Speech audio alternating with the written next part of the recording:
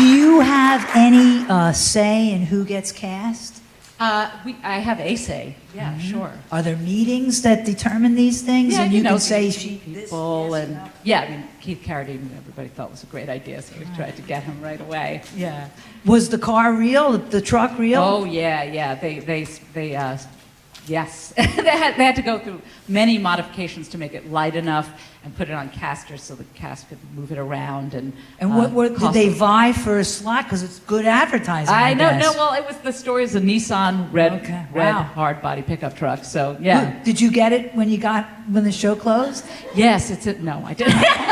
No, actually, interestingly enough, Samuel French, who licensed the show, bought the truck. And they bought the truck from La Jolla too, so that so that productions around the country, if they need a truck, they can rent it from them. Fantastic. So listen, if you want to do Hands on a Hard Body, we got the truck. So evocative, so beautiful. Thank you. There's nothing like hearing the songwriters sing their own song. Oh, really, it's just so beautiful. What about Julie Gold? Listen, you mentioned.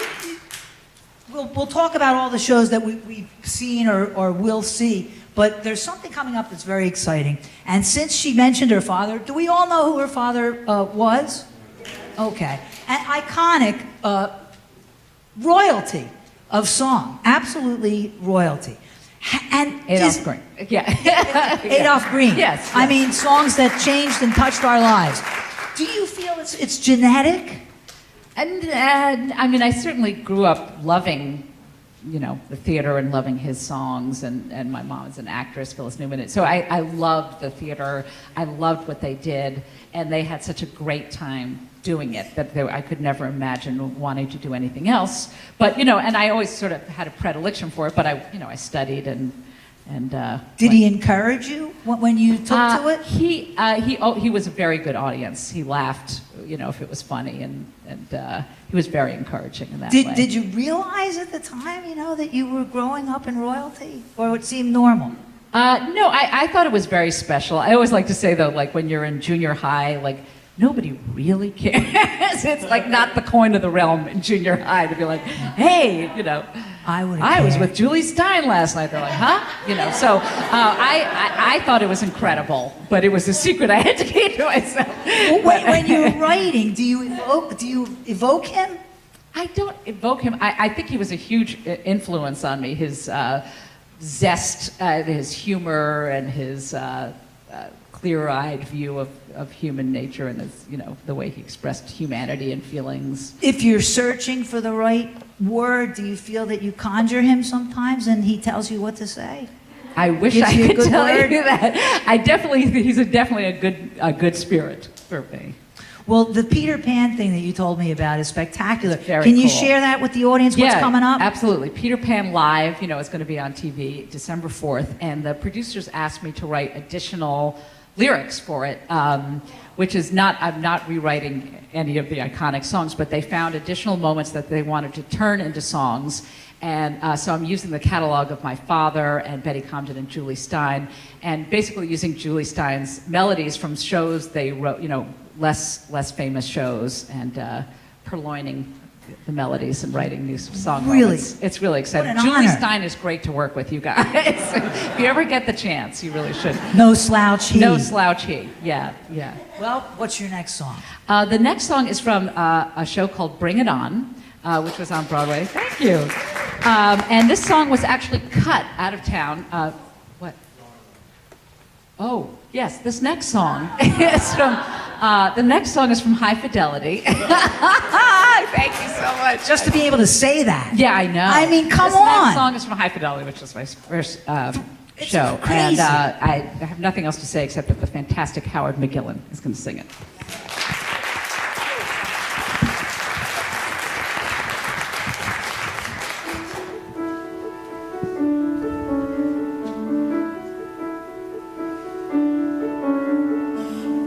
Made a list of everything that's gone on between you and me, and even an idiot like me could see. No matter how you add it up, when you read the bottom line, The fault was usually mine.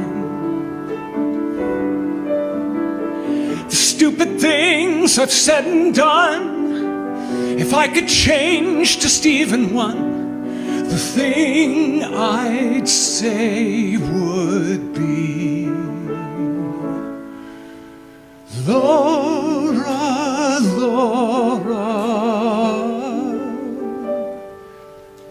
I'm so sorry.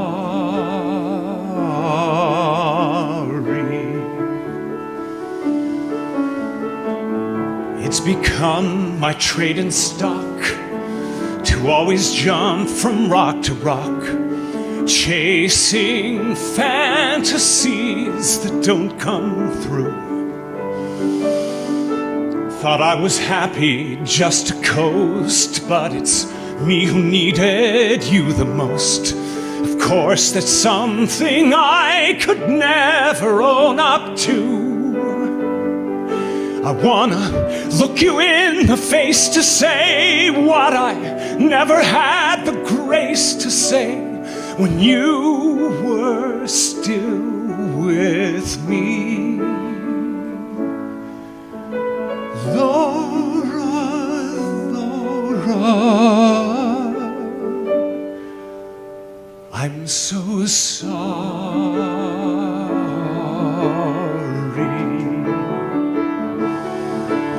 for everything you're going through and everything I can't undo.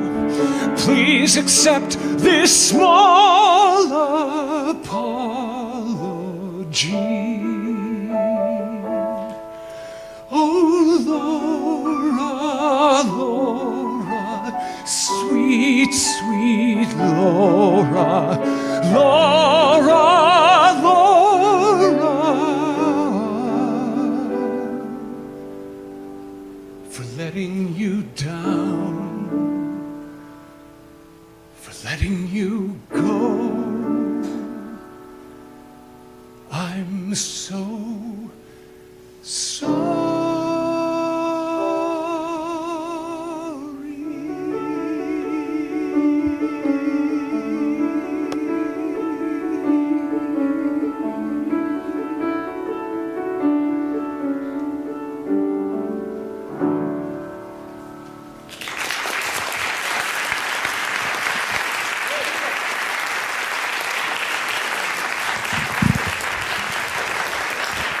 Gorgeous. That was music by Tom Kitt. Music by Tom Kitt. Wow.